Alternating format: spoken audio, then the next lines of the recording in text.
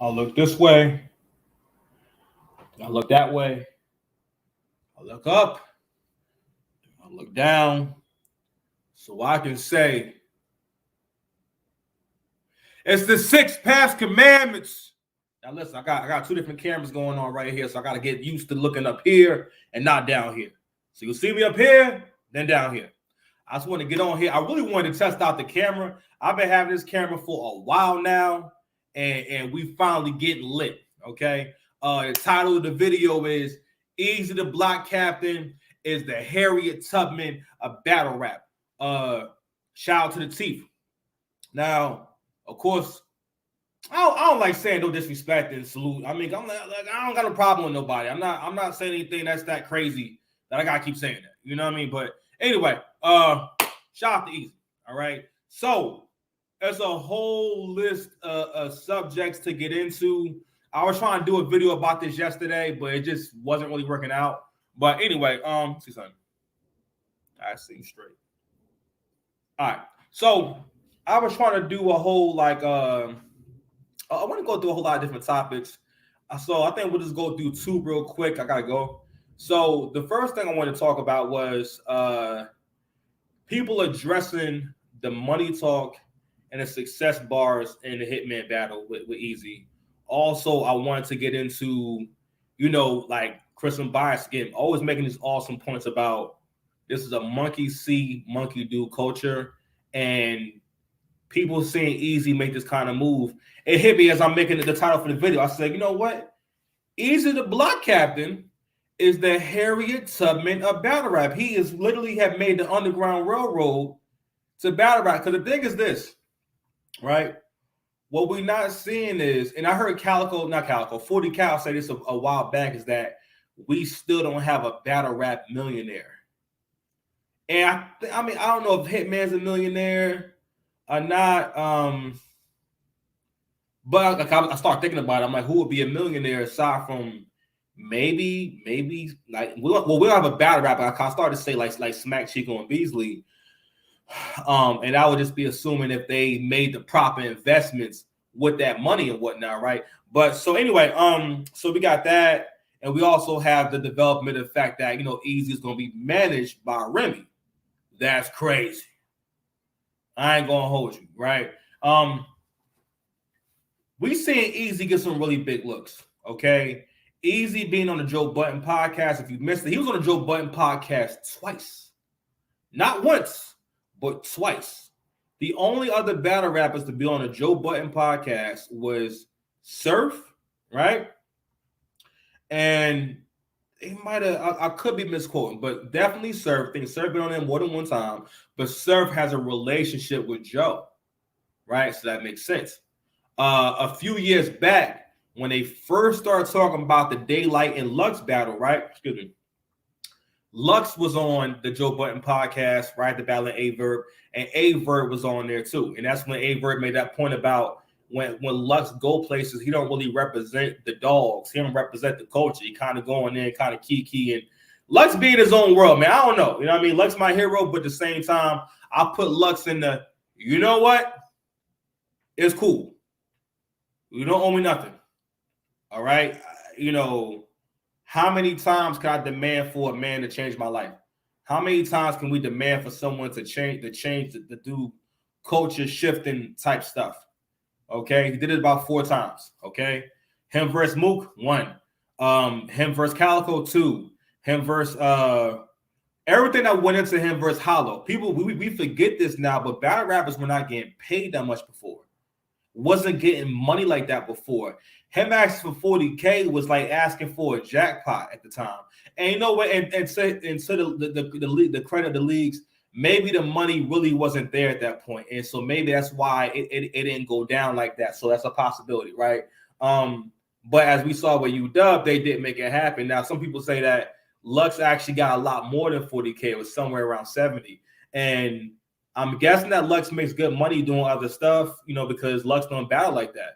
Because you kind of can tell where someone's finances is at by how often they battling or how often they put out music. Like if we have an artist, right, and say if that artist puts out like a big project and it do numbers and stuff like that or whatever it is, and you don't see them for a while, that means, listen, their budgeting skills, okay, they money management skills and the other opportunities must be very proficient and abundant. So anyway, so we're seeing Eazy get these big looks, and now mind you, in battle rap, we have this thing of trying to create media and trying to create a buzz for everything, right? I first started noticing it with like when people like Cassidy first started coming to the culture, and media is interesting. Battle rap media does create narratives and angles and all types of stuff. And it used to perplex me. It really confused me why they would talk to Cassidy like Cassidy got money. I'm not dissing Cassidy, but we're just going by, just how this stuff works. Also the visual and our observable reality. A lot of times we've seen Cass before, especially coming into the culture initially back in 2014. Go to Summer Madness 4, where you got Clips and Rex battling, and go look in the background and look at Cass. This is when Cass was still a little bit heavy and whatnot. When people got money, they don't come to big events looking a certain kind of way. They're going to come to the event looking good. I'm not dissing Cassie. I'm just saying that he wasn't looking like he's out here getting it. It's just the way that someone looks when they're out here getting it. And that's not how he looked. And in interviews and stuff like that, people was talking to Cass like Cass is still pulling in a lot of money. The last time Cass had a record that was charting was probably my Drake and my Two Step back in 2007. Dope record. I'm not sure why him and Swiss separated. I always thought that was kind of weird, but they separated, and it seemed like ever since they separated, it just wasn't the same. But anyway, but battle rap has a way of trying to like get into narratives and spin narratives that don't even necessarily make sense, So, and I said to say that we do this thing where someone could be doing something small or something basic, but we'll talk about it like it's news, or we'll talk about it like it's important. And I think that comes from the fact that the media outlets have to make conversation and make videos and make something happen. You know what I mean? In order to be relevant. So they're going to spin certain things. They're going to maybe, I don't even want to say hype things up, but they do what they do, right? So, but we have this thing in battle rap where like, whatever someone's doing, we salute it. I think that's kind of positive, but at the same time, it's like, we're not really pushing the culture forward. And I think the app has really hurt the culture in a lot of different ways, because what got URL popping was the app. I'm sorry, was the YouTube. Because that's how people saw it. It's because it was free to look at. Like everyone else. Everyone else has to use YouTube. Okay? Because it's a huge platform where it's an algorithm. It's a platform that people are already on. Okay? And everyone has access to it. And they can repost, put it on TikTok. They can put it on YouTube, Instagram, other social media platforms. And that's not happening for URL battlers anymore. The battlers who are famous before the app are pretty much the only ones that are famous. And people who kind of came up during the app era, like say Swamp, Ace Amin, Eazy the Block Captain, there's always different people and whatnot. It started becoming more and more obvious that, y'all not making new stars, right? And with Eazy making this move of battling on Chrome 23 and getting a YouTube drop, it's stirring everything up, because it's getting to where the other artists are realizing that you're not as big as you think you are. Actually, you're not as popping as you think you are. You're not really. People are not seeing what you're doing the way that you think. Okay, I think as of right now, the URL app has 60,000 active subscribers. I think, and shout out to them. That sound like good money. I mean, eight times 60. That would be shit, man. What's that? That 4.8. That might be 4.8. Is it no? No, I'm sorry. 400. I'm for $480,000 a month, which is awesome money, for the URL TV app. But the thing is, y'all getting to where this may be the decline. This may be the come down for Smack URL, because again, like, you're not really driving people to the app. You're not really you're not making new stars. You're not giving us people to really get excited about. You're not really pushing the newer talent. The newer talent should definitely be on YouTube. I heard Chris and Bob saying that too. How are people supposed to see the new guys if they're not on YouTube? You have them on the app. People are not watching those battles like that. People don't watch a lot of the battles like that because they don't got to. They don't know what the fuck that is. Okay? Again, Eazy the block captain, freaking Harriet Tubman in the battle rap. You feel me? So, so seeing Eazy get these kind of looks, it's making other artists kind of take point and say, you know what?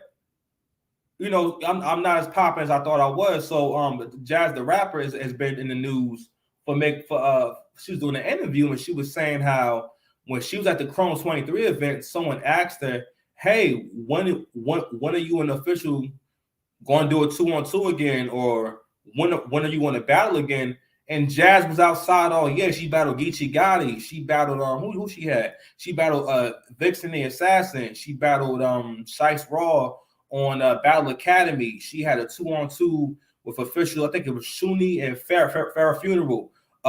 She also had 2-on-2, I believe, with Luke Castro, but that's actually on YouTube. So Jazz was outside quite a bit last year, and she's realizing like, yo, people are not really seeing a majority of my work because it's on the app, So like I've been saying, I understand that URL wants to be an independent platform and they don't have to split profits. But at the end of the day, the YouTube channel is still profitable. YouTube is more profitable than ever.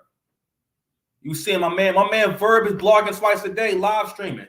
You know what he's doing? He's creating long form content.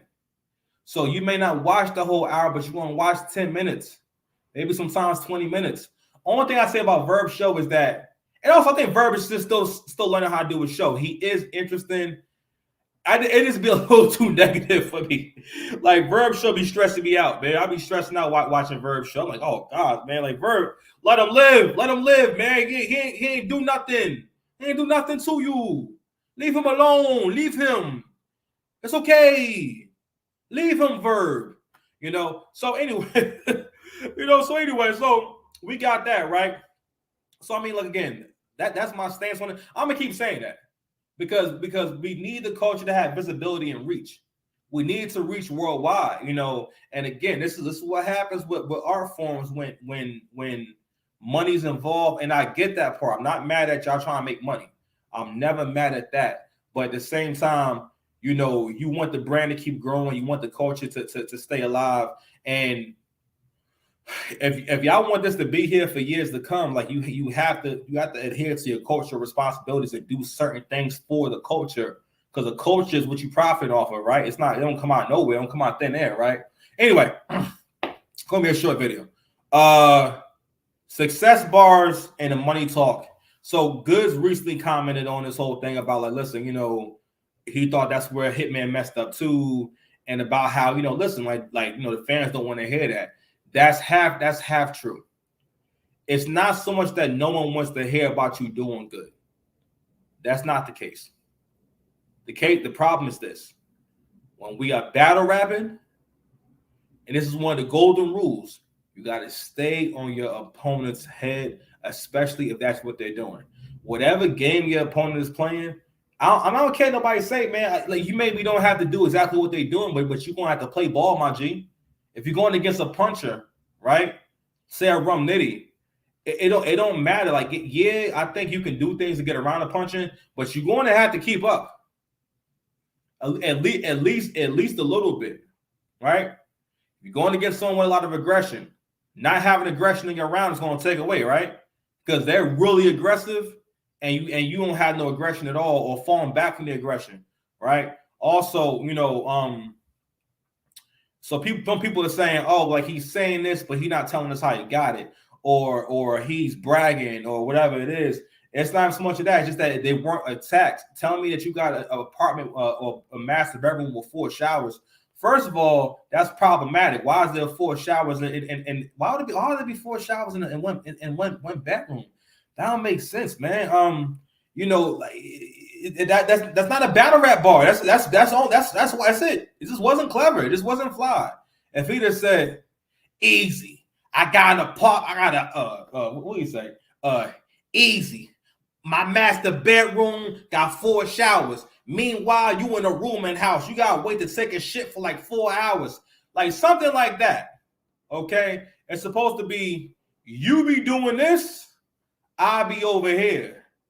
You down there, I'm up here, but it has to be a haymaker. It has to be a diss. He could have rapped about his clothing line. He could have rapped about the teeth. You know what I mean? The struggling with the teeth. You know what I mean? He could have rapped about, you know, how we don't see your hairline. You know, we'll never see your hairline. You always got your head covered. Like, why you covering your forehead? It's a lot of things that he could have clowned him about. And also, too, this was a battle where I think this is one of the ways that clips can maybe dominate Eazy. Also, too, let's give up on anyone being Eazy the plot captain.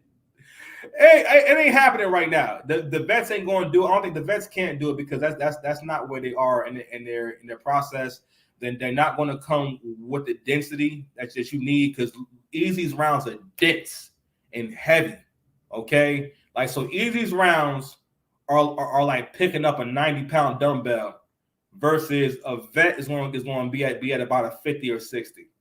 Okay, because Eazy's willing to keep cramming material into the round. He puts a lot of substance, a lot of material, a lot of everything in his rounds to make him hit like that. It's not so much that he's saying one thing. It's just this and it's that and this is. You know what I mean? So I think that was what made it not appealing and made it not hit. Because the thing is, Eazy's hitting you over and over again. Hitman could have been touching on you Jordan gun titles, you know what I mean, and that whole situation, and you know maybe people manipulating you and start putting you in gun titles so he don't gotta battle you, stuff like that. You know, he touched on Surf a little bit and whatnot, but he again, these are all things that would have gave Hitman an advantage and made what he was saying more appealing. But anyway, guys, I gotta go. I really just want to test out this camera, see how we'll look and whatnot. And yeah, man, we lit, man. Shoot, I got the real camera going. I'm even looking at it saying, you know what? All right, that's more that YouTube look. I like that. I like this Birdman hands. All right, y'all. So anyway, 6 Past Commandments. We out, baby.